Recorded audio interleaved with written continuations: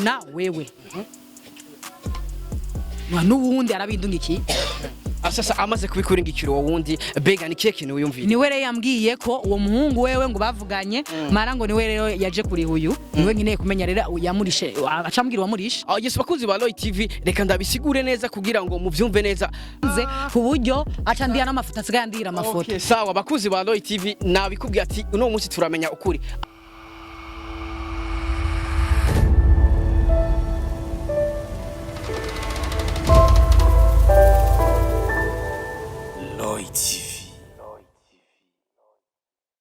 Yes, 1-2 everybody. My name is Radio. This is Loy TV. Yes, and Mr. Radio. Ndakubwira ati I'm back again. Nagarutse kandi hamwe ndakubwira byinshi muri entertainment. Hamwe ndakuzanira aba hitmaker kuri micro ya Loy TV. Yes, very gentlemen, kora subscribe kuri Loy TV kugira ngo uzurabona professional interview, uzurabona ya makuru aba ari update. Yes, uno musi rero je na cameraman twagiye ahantu kure sana no kugira ko twatembere kugira ngo dushobe kuronka uno mwigimo na turi kumwe ngaha nyene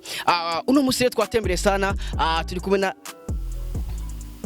Davis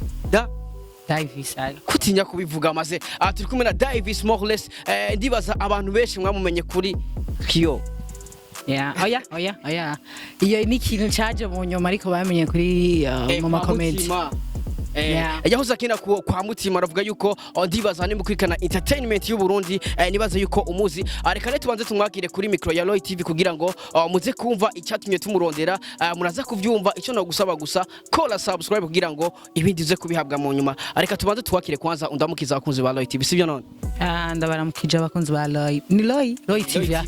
TV ndabaramukije cyane what's up man ariko rero nk'umuririmbyi urashobora gutanga akantu ugira avuga ati ibintu bimeze fresh ivyo zari vyake rero barazizi nabikoze kenshi bro nagerageje gutanga freestyle nyinshi wabikoze kenshi ariko ni uri umuririmbyi nico kintu bigupresenta kabisa kuko hari ababa bakubonye ijyambere cyo bavuga ati turiko turababesha nk'umuririmbyi basigerageze kore mu gaho goto naho ibimisegonda ariko bavuga ati ibintu bimeze fresh tugeze mu kinjana cyo kubanguka kigingi niwe tubwire bane zinduka Chris kanguka tudandaze twunguka ntangazwa nabo nkerebutse baca abantuka ndivyema nk'inkoma bicumitana nk'inkota Yes ndivyema nk'inkoma bicana nk'inkota yes ugerageje kumva rero kumwene wandika indirimbo zawe bisigure ko urazi kwandika sana sister nukugerageza from nibukebuke ntawo uvuga kabishoboye vyose ariko harabavuga yuko bahora bakwandikira nivyo cyangwa se ntawo biharira kandi wabivuze antuka avuga ikintu yo bazi ariko mu buzima busanzwe antuka nta murimvya hari yo batarandikirwa nikibaho kandi mu buzima busanzwe ni gufashanya mugaje mu ndirimbo bavuze ko naba narandikiwe nta ihari nivuga narandikiwe ahubwo nakoze yanditse arijya ya mbere yes bakuzi ba Loy TV uno musi rero nakubwira yuko ikintu cyatumye nza guhiga uno mwigeme ubanze unyumvirize neza ikintu cyatumye nza kumuhiga anovuga yuko ni message ezagaragaye zerekana yuko uwo mwigeme turi kumwe hano byo bivugwa yuko asobora kuba ajya hano nyene kugira gute nawe ucuvyumva ni message novuga yuko ozavugishije abantu amajambo menshi cyane ni message reza atumye ndamurondera uno munsi tuvugana niyo mpamvu naje kumuraba sasa tukiri ngaho nyene rero bega zijya message wewe warazibonye cyane urazibona message za sade pagendo kama message menshi urasikiye abakuzi ba Loy TV urumva yuko ntarazibona iri foreo yuko abuze ko atarazibona sivyo suko mvuze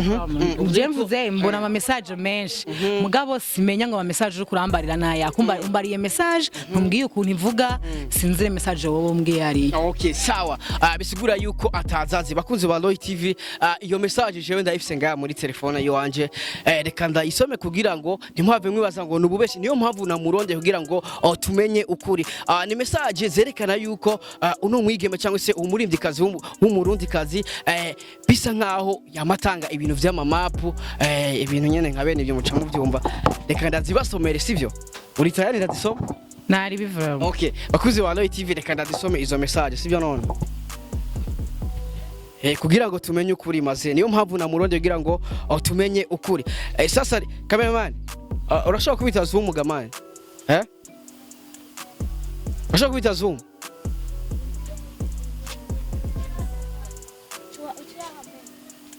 Yes bakuzi ba Loy TV cameraman yagerageje kubereka zino message ariko rero ku bantu batabibonye reka ndabasomeye zino message kugira ngo tumenye ukuri niyo mpamvu namurondeye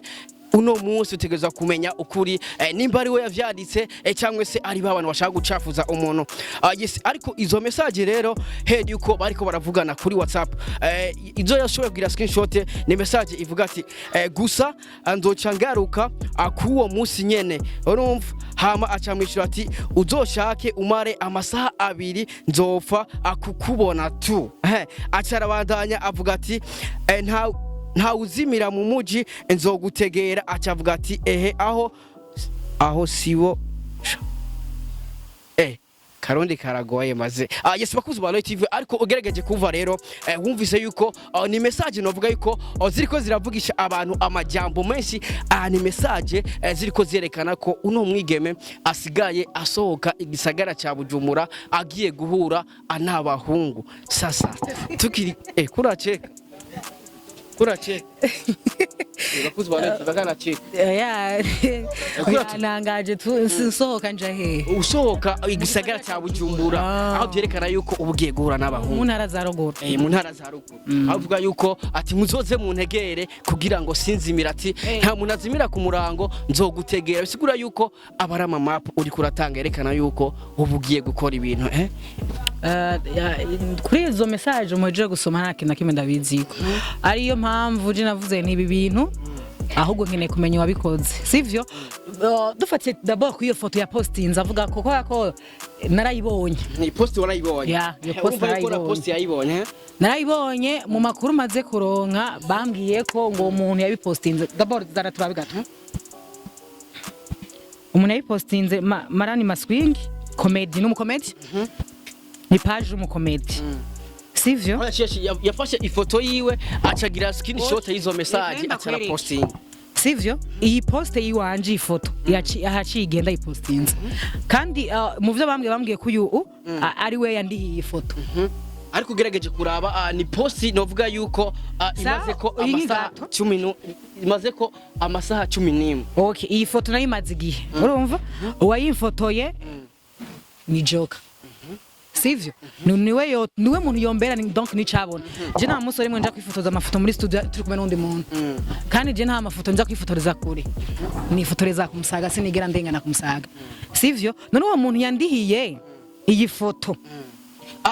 biraboneka ko tuzina biboneka yuko umuntu yagize iyo screenshot ari uwo muhungu wagira uje kuraba muri ghetto bisigura yuko yagiraje muri ghetto y'umusore uwo musore rero acara dekona acafata message bavuganye agira screenshot acara posting manza umvirize urabona ikintu nankira ubu buntu bw'ubu TV bwanyu mufata insaku nyinshi cyane urumva nk'ubu daboro wari kumanza ukarondera uyu muhungu nye ni page mukamanza mukavugana nkabona icyo muvuganye cyari cyo kugira amanza kubwireje ko tuzinanye urumva ko tuzinanye ubwo umuntu amfotora none niwe yotanga ukuri kose kuko ni wazi ukuntu jenge nda muri studio n'umuntu andihira wari we urumva ni wabizi nuri ya Joker ariko tukiri ngaho nyene biraboneka yuko umusore mwari kubonana kuri uwo munsi ari we yagambanye acafata za message mwavugana agira screenshot acara postinga cyangwa se abajama biwe abo bajama biwe rero aribo baciye postinga kuri Facebook kuko biraboneka yuko uwagize screenshot ari uwo mwari ko muravugana ariko hari ikintu nkeneye kumenya gito none umomenya gute ko atoba yarahinduye izina akashira ko izina ry'uwanje bega basi ubu ko musigaye mukoresha muri telefone mugakoresha WhatsApp zisha kuri zibiri arama nimero yanyu ugasanga rimwe mushobora kuti iyi niyo bazi iyindi batayizi ugasanga imwe yafashe ifoto iri kuri nuzana yego vraiment ndemera ku ifoto yana ifoto igituma mvuga ni iri zina nivyo iri zina ry'uwanje iyi foto niyo yariko ico gihe ndabibona okay sawa no bazureke bakuzi ba Loy wait sawa bakuzi ba Loy TV wavyumvise avuze ati iyi profile iriko kwi foto nyene bagize screenshot avuga ati iyi foto niyo nyene nizina ari ryo nyene urumva yuko ariko nakubwiye ni nkuko wasi wofata wewe muri WhatsApp yawe sivyo iyindi batazi ugafata ugashira ku ifoto iri donc basi foto nka profile ya Fizo ugacisha nzega ugacwandika ku izina Fizo ugaca ubikuta screenshot no wavuganye na Fizo mugabo uremera yuko iyo profile yari ko ngaho ariyo yari kuri profile yiwawe ariko iyi profile si ifoto yiwanje urayibona uremera yuko ariyo yiwanje ariko yifise benshi bayishira ko ari benshi kuko yifise ikisigura antu ko wabonye iyi gato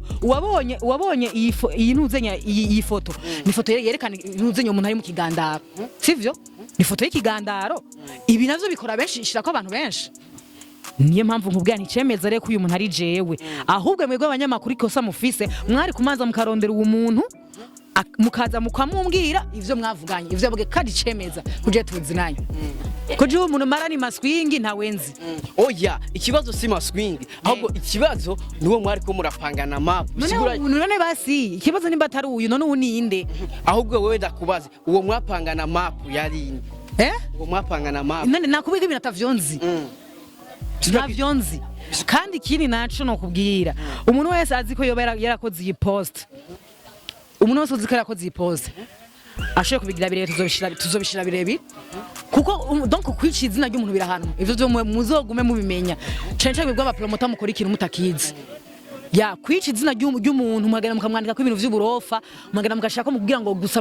mumwerekanisha ishusho mbi nubwo mwamufitaniye beef n'umuntu genda muyiheze mwenyene urumva mushwane canke mugira ivyo mukora canke mubitware mu butungane ariko pana ku marezo sosio kaza kwica izina ry'umuntu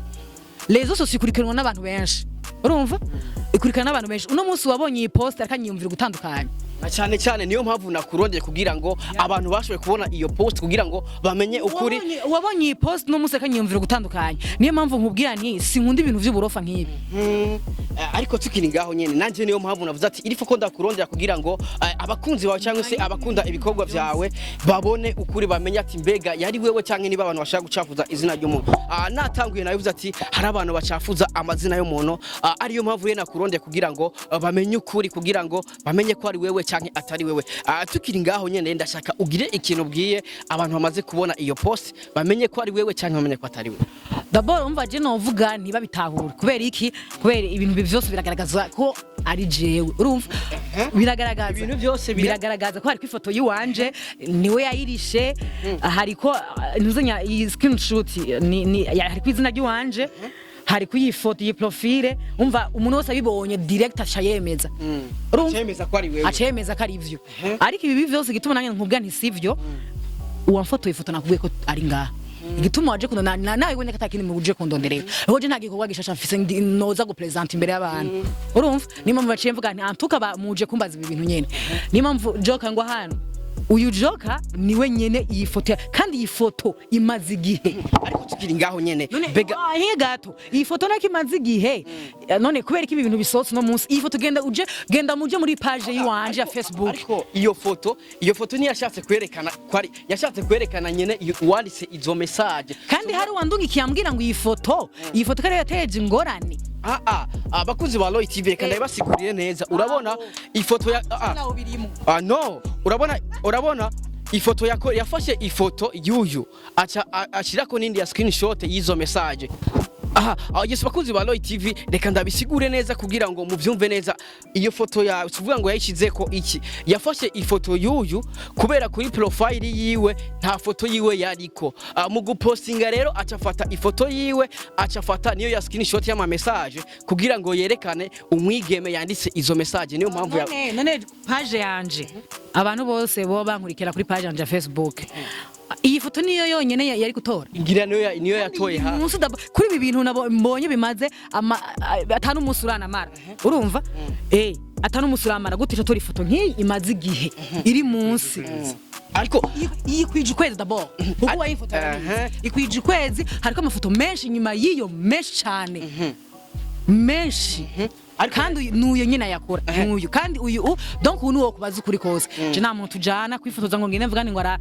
arabana twa turashorogomangana ngo aje kundihira cyangwa ngo twifotoza abone ko hari imikwegano jewe nza kwifotoza mvuga ati mfotora ahami iyi post ucuyindugikira nishire kuri page yanje c'est tout ariko rero dusubiye inyuma wavuze yuko nawe ibi bintu wavyumvise mbega mu kuvyumva ninde yabikubare canke wewe wabikuye D'abord umuntu wa mbere nabibonye ko ni wewe. Bazi ko twanabihaririye ko sivyo? Twanabihariye ko nungiye post ndakubaza ibi post ibintu nibiki? Ucumbwira ngo ahubwo mbwira ivyo bintu. Siko mbajije? Ko nakubajije. Voilà, nakubajije nti ivyo navyonzi. Urumva ndakubati canke ni wewe wabikoze kugira muze murondera amabezi mushira hanze. Ariko nanje nakubwiye gute? Urumva ko nje nakubwiye ni ca dive canke ubwo se amabezi ushaka gukreya. Kubugisha kuyanginjizamwe. Nanje nakwishiye gute? Ucumbwira ngo navyuzi. Kandi nyuma yo kumbwira ntavyuzi naciye mpora. Mugana nawe nakumenga je cyo gihe mbere nabona kare wewe wabipanze. Mugi nyuma y'imisi mbona wewe. Nubundi arabindungiki. Sasa amaze kubikuringikira wundi bega ni kiye kintu uyumviye. Niwe rero yambwiye ko uwo muhungu wewe ngo bavuganye mara ngo niwe rero yaje kuri huyu niwe nkeneye kumenya rero yamurishe acambwira wamurishe. Yes abakuzi ba Roy TV ibintu biraza gusobanuka neza. Urumva avuze yuko uwabimubwiye yati ari we yaje kuriha yarishe joke yamurishiki amafaranga iyo ntuzenge iyo foto donc umva twantukankeka donc dufitana ubugenzi burenze ku buryo aca ndiya n'amafoto asigaye andira amafoto. Okay, sawa bakuzi ba Roy TV nabikubwiye ati uno munsi turamenya ukuri. Avuze yuko umuntu yaje kuriha iyo foto mwabonye kuri iyo post yaje kuriha uyu kandi atari we yayifotoje. Sasa uwo mujama nawe yayifotoye turi kumwe ngaha nyene. Sasa brother umeze neza? Meze neza bro. Tukiri ngaho nyene brother mbega ninde yaje kurifa?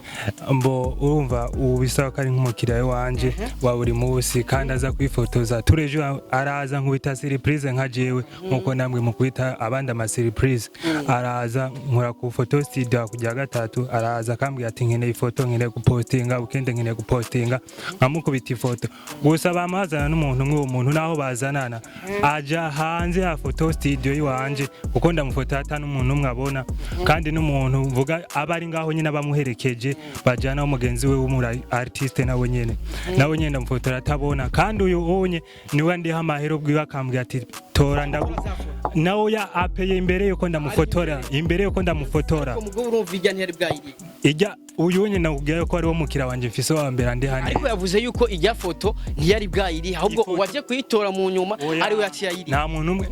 nuko telefone atafise nakwekana nimero yanje ati karije na muntu ki foto kandi iminsi yose y'amagenda arishe neza no mukira wanje mfise andi haneza arandi hamwe hakambwiye ati foto uzikore neza umukira wanje Bruno kubwiye ko andi haneza fresh araza akandiha ape imbere yuko ndamufotora misi yose araza gapeya ifoto imwe ipeya 3000 abandi bayipeya 2000 we na ipeya 3000 ko ari mu artiste avuga ati jewe nyene ibikorwa byanje bibe bisa neza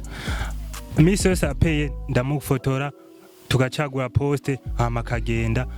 haize nka dejuru nkace ndamukorera foto iwe neza nkayimurungikira nta muntu numwe yaza kumupeyira ifoto we nyine ni wayipeyera ubwiwe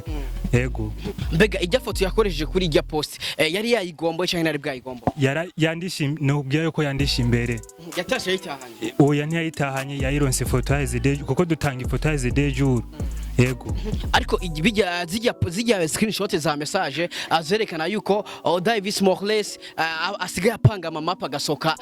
igisagara cya Bujumbura agiye mu mageto y'abasore zijya message warazibona message nazibonye gusa nta birefu niyo ndavyimvira ko navuga ati uyu unyi yaje kwifotoza n'umwartiste bro wait nyuvizyo ndiko ndakubaza ati zijya message za screenshot zerekana yuko Davis Morales asigaye asoka igisagara cya Bujumbura agiye kubona n'abasore mu mageto cameraman bavyita ruguru agiye kubona n'abasore ruguru mu mageto azijya message warazibona message nazibonye vraiment sasa umaze kuzibona mu gihe asanzwe ari wo mufotora mbega ni kiye kintu wamubwiye cyangwa se ni rihe jambo wamubari mbo kuzibona ndazibonye ubuvuba umva kwata telefone sinari bwa muronki ndamaza ati ibi bintu biriko bigenda gute karije ndagufotora kandi ndihe imbere eske bimeze gute yego sasa umaze kuzibona ukavuga ati numukiriya wawe mbega umaze kubona zijya message kubgaye wari umvira ko ari izo cyangwa wari umvira ko atari kubganje ndavuga ko atari ivyo ukizibona nkizibona navuga ati sivyo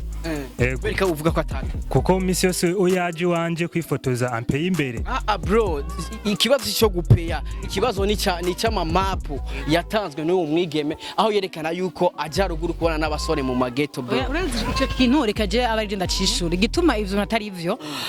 mu buzima ncanye ukuntu meze ndi umuntu nkarirwa n'imbeho urumva ndi umuntu nkarigwa n'imbeho intara ya ruguru je maze kujamwo urumva naho mama avuka cyangwa niho nyene wagiruje papa avuka cyangwa niho nyene wagiruje kandi naho hose meruka igiye kiraheze ariko wagira usubireyo reka ndakubwira ikintu kimwe urumva inyuma y'ivyo vyose je ruguru ntahonze nta ntara nimwe iruta izo nzi urumva yo kuvuga ngo ndaduze ruguru kaje nta muntu yompamagara programme yonyine ngo arampamagaye ngo ndamusangira nico nabaho urumva atarakazi uvuga ati karanjanyeyo aho naduze ni hamwe gusa njanye na Fajos Burundi ariko na Titus de Silo urumva nankunda abantu niho nabaherekeje hari mu Rutana niyo ntara nzi nagiyemo urumva naho nyene nababwiye nti dukore mu nkorera akazi kanje hama ngende urumva wararaye yari nigikundire sho kurara ruguru kwera imbeho nigikureje sho kurara ruguru sije no kuja ruguru nibikunda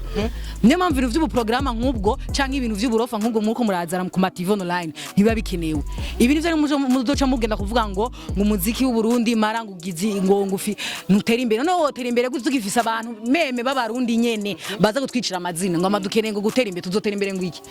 tugifisa abantu bafata bagakreya ibintu ku mapage ngo bagaca babiscreena none wewe uri umuntu ufise ubwenge kwesha ngo wiyumvire gute wowe ushaka gukora ikintu nk'ico umuntu agacagenda akagiscreena agacikishira ku mapage yabashatse kwerekana iki hirabashatse kugusevya ivyo nivyo n'ubu nta kiba gihari nta kintu kiba gihari kiba kirapangwa ngaho sivyo nta kiba gihari ni gushaka gusa akwangisha abantu canka agutesha izina mu bantu akwicira ibintu nico ambega umaze kubona ya post kubona yuko ari umuntu ashaka kugucafuza ambega ni kintu wakoze kuri page yawe cyangwa se kuri account za kugira ngo abafana bawe basanzwe bagukurikirana ababona yuko ibyo ujya muntu yanditse ashaka kugucafuza atari ikintu kimwe gusa no babwira ivyo ntacu no bivuga ko cyane ikintu gusa kimwe no mubwira uwo muntu nimba ari maswing nimba ntari maswing ntavyo nzi kuko nabibonye kuri page ya maswing kandi ni page sina konti ni page nabibonye ko ni page nayibonye ko sinzire ngo ukoresha page ni nani kuko benshi urazi ko musika mukoresha amapage tutabazi sivyo kiretse meme umusare wenyine uvuga ati uyu musare wakoresha iyi page ko ni izina ry'uwiwe ariko kumumenya n'ikintu wazi ko ari ikintu gito kumenya n'umwanya muto urumva kumwanya n'umwanya muto uko nyine waje kundondera uvuga ati bijya bintu bimeze gute tubikore gute nsaba ko uwo muntu nimba ari maswing comedy nyene sivyo agenda akarondera TV online urumva ahagenda kabeshuza ibi bintu kuri ubundi kuko n'ubundi yabikoreye live mu gihe ntatoja kubibeshuza ara wallahi ndamwitwarira ndamurondera ndamurondera menye wari ukoresha page okay bakuzi ba Loy TV avuze ati mu gihe atoja kubibeshuza ku ma TV online nikiye kintu cyokuri ndashaka ubimubwire kugira ngo ndazi ko iyi interview azoyibona ndashaka azoyibona vraiment okay sawa urazi ikintu kimwe ikintu cyo bamenye yuko jewe nimba shaka gukora ibintu vy'amabase canke ibintu vy'uburofa je nk'ivyo ntavyo nshaka kuba ndimwo sivyo ntavyo shaka ndavyo ndabirengeye vy'amabase y'uburofa nkayo sivyo ndabirengeye rero ikintu kimwe yomenyaco jewe ashaka kuri TV online abigira birefu urumva okay bro unasikia urabona ibintu ashaka kwirabe n'ivyo ni ibintu bito urumva ni ibintu bito cyane ati kwereka ari ibintu bito n'umukomedi canke sinzi wabikoze n'uwariwe urumva antukora ashaka wavyanditse atari wabipostinze ariko wari we wese antukora azige mu yanyu arazi ubesukura mu bikoreramwo nimba ashaka kondera ama views rero agenda yarondere mu bindi bintu urumva atari gufata izina ry'umuntu uri tata utagyubatse wewe urumva umuntu agerageza kwiyubaka ubwiwe mushamuza kumusambura ejo mushamugira mutangaze ngo babantu bango barakenye babantu bacu nta kintu kandi ari mwe mu bikora urumva ari mwe mu bikora gusa ikintu kimwe cyo no mubwira coco mu buzima muri ibintu bya game ndimo ntabwo ndabifitiye urumva ntabwo ndabifitiye na gatonya urumva n'abatari bajya turahangana rero ashaka ko tuja hagaragara abisigura yuko nataja kuri media kugira ngo abeshuze ibi bintu uzomwitwarira ntegereza kumurondera d'abord ntegereza kumurondera wo muntu nk'uwo wocu mukorera ikibazo dufate ni weyi ari jewe twoheza umva rero nanje numero rero ntekane ndababwire amen ndawe mwarakoze ndagatago fata nayandi maposte mugene mushireko ndabahezagira